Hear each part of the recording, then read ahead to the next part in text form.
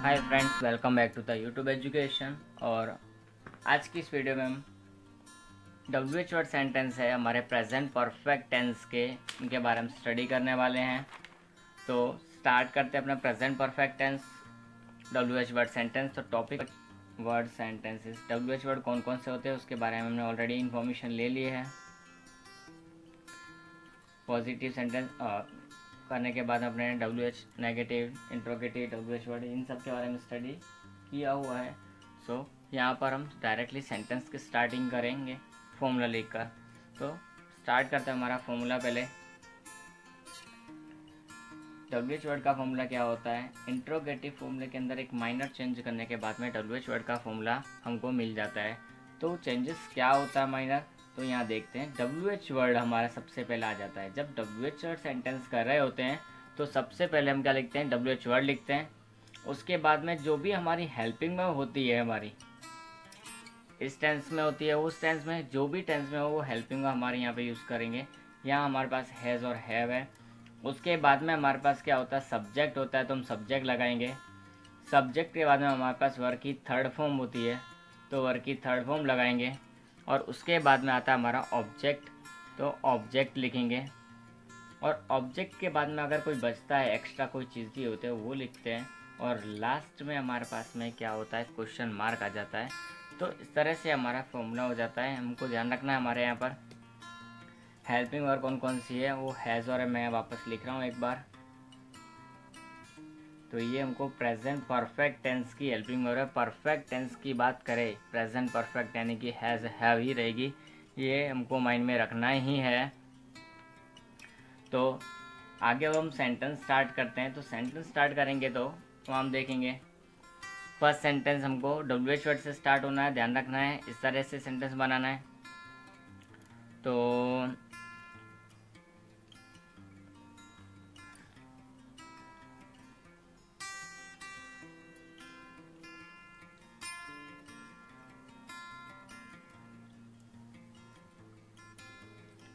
Race में कौन जीता है, रेस में कौन जीता है यानी कि कौन विजेता हुआ है। रेस हुई होगी, उस रेस के अंदर दौड़ में कौन जीता है। तो जीता यहाँ पर ध्यान रखना विनिंग से, जीता मतलब जीने से नहीं है। थोड़ा सा यहाँ एक सेंटेंस तरह का है तो मिसअंडरस्टैंडिंग क्रिएट कर सकता है। तो हम इसके लिए एक्स्ट्रा सेंटेंस भी लेंगे, लेकिन इसको भी हम कर लेते हैं कि जिससे कि अंडरस्टैंडिंग्स बनी रहे अपनी। तो रेस में कौन जीता, तो सबसे पहले हम WH वर्ड, तो कौन है, कौन यानी कि हमारे पास हु। अब हेल्पिंग वर्ब क्या आएगी, हु के साथ में हैज़। सब्जेक्ट तो हु होता ही है, जब कौन होता है तो सब्जेक्ट नहीं होता है। WH वर्ड है वो कौन, हु के सब्जेक्ट की जगह पर होता है। तो has won the race, race किसने जीती है या रेस में कौन जीता है, बात एक ही है। खाली हमारा बोलने का तरीका अलग होता है। इंग्लिश में इसी तरह से सेंटेंस को बोला जाता है, who has won the race, race कौन जीता है या रेस में कौन जीता है। इस तरह से ये हमारे पास एक सेंटेंस है। अब स्टार्ट करते हैं हम दूसरा सेंटेंस। तुमने उस दुकान से कौन सी पुस्तक खरीदी है, कौन सी पुस्तक खरीदी है, उस दुकान से कौन सी पुस्तक खरीदी है। तो क्वेश्चन मार्क हमारे यहाँ पर आ ही गया है, दिख रहा है हमारे पास में है। तो किस तरह से होगा वो हमको यहाँ देखना है। तो सबसे पहले हम कर्ता ढूंढेंगे। तो तुमने, ये हमारे लिए क्या हो गया, कर्ता। क्रिया खरीदा, खरीदी। कौन सी पुस्तक, ये हमारे लिए कर्म है, लेकिन WH वर्ड भी है साथ में, और ये अन्य है। तो ध्यान रखना हमको किस तरह से सेंटेंस को बनाना है, किस तरह से नहीं, ये हमारे हाथ में ही है। तो सबसे पहले हमने क्या लिखेंगे यहाँ पर, कौन सी पुस्तक, क्योंकि हम WH वर्ड सेंटेंस करें तो विच बुक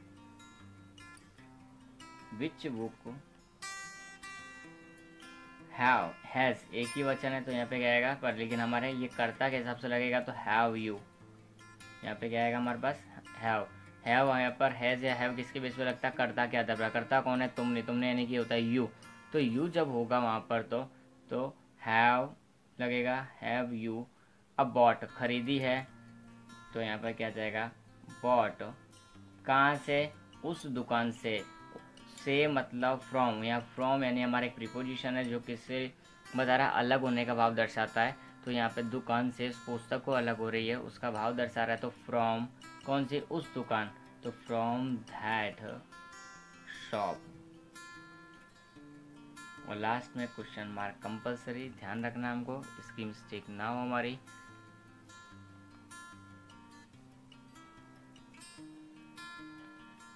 अब नेक्स्ट हम चलते हैं क्वेश्चन नेक्स्ट सेंटेंस 3 पर। थर्ड सेंटेंस क्या होगा हमारे यहाँ पर, अभी अभी गांव से कौन लौटा है, यानी कि अभी अभी रिटर्न हुआ है, वापस आया है, तो उसकी वापस बात हो रही है यहाँ पर। अभी अभी गांव से कौन लौटा है, गांव गए होंगे तो लौटने की बात हुई है अभी अभी की। तो यहाँ कौन अभी अभी गांव से लौटा है, तो यहाँ देखना है हमको कौन आ गया, लेकिन फिर से हमारा एक और कौन का हो चुका है। तो चलो फिर भी हम स्टार्ट कर देते, बना देते हैं। तो कौन यानी कि हु हमारा आ जाएगा कर्ता की जगह पर, ये अन्य शब्द में है। लौटा है हमारी क्रिया है, कर्ता क्रिया और ये सब एक्स्ट्रा में है। तो हु के साथ में तो हमको पता है क्या लगता है, has return, who has return from the village, गांव से, तो गांव से दूर हो रहे हैं, तो from the village just now, अभी अभी बोला है तो जस्ट नाउ, ये हमारा एक सेंटेंस हो जाएगा कि अभी अभी गांव से कौन लौटा है। इस तरह का अगर कोई सेंटेंस हो तो ये हमारा बनेगा। अब हम बात करते हैं चौथे सेंटेंस के लिए। तो चौथा सेंटेंस है, किस तरह बनेगा,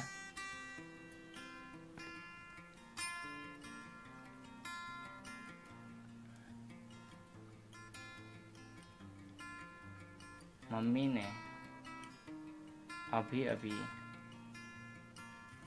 किसको डांटा है, मम्मी ने अभी अभी किसको डांटा है,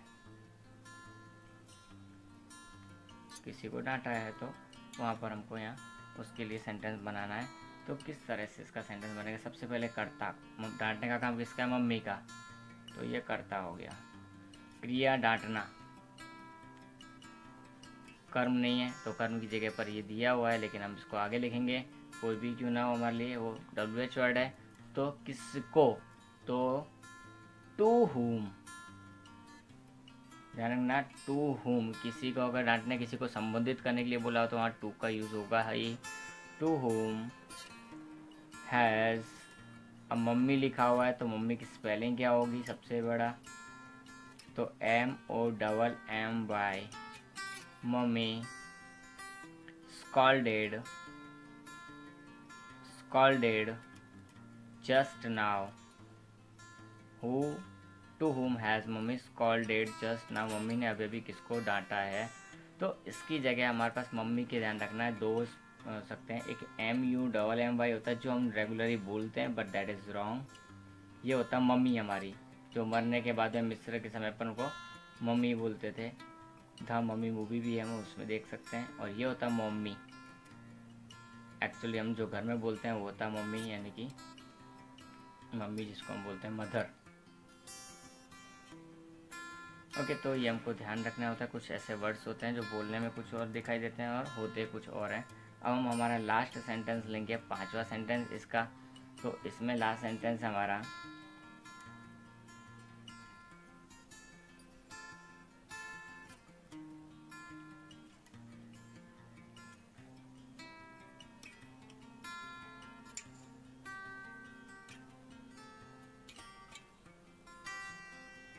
तुम्हारे भाई ने